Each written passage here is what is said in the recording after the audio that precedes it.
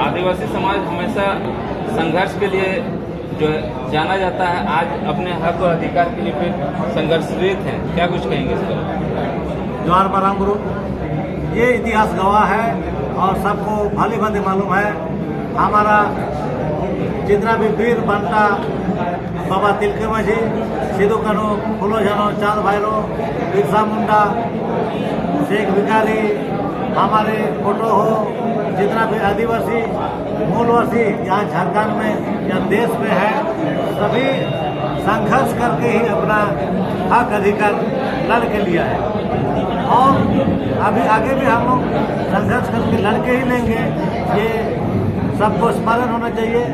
लेकिन कहीं ना कहीं हमारा जो समाज है, ये दुर्भाग्य है कि हमारा समाज में आज भी आदिवासी समाज अशिक्षा के गर्त में है और नशा का गर्त में समा हुआ है। इसीलिए हम कहना चाहेंगे, नशा को बाय बाय करो और शिक्षा को अपनाओ। शिक्षा से ही समाज का विकास होगा, शिक्षा होने से ही समाज में शांति होगी और अधिकार भी आप जान पाएंगे, अधिकार ले पाएंगे। इसीलिए सभी से कहना है कि शिक्षा प्राप्त करो, नशा से दूर रहो और समाज का व्यवस्था, सामाजिक परंपरा, समाज के बुद्धिजीवी मजहब हराम परगना हराम का आदर सम्मान करो, बड़ों का सम्मान करो और जो समय के अनुसार मांग होता है, मांग उठता है समाज हित में, उसके लिए लड़ने के लिए रोड में, रास्ता में कहीं भी जरूरत पड़े आपको निकलना होगा, आना होगा।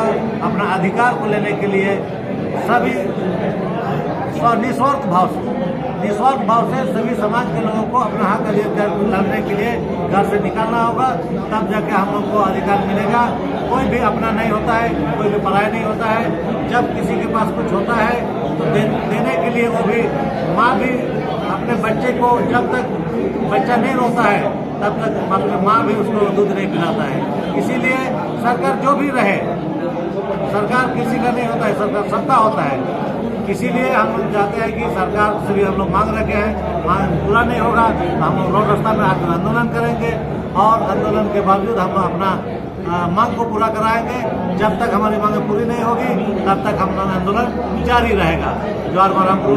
मैं दुर्गा चरण मुर्मू, ऑल टिकी होल बैसी के महासचिव। जोहार।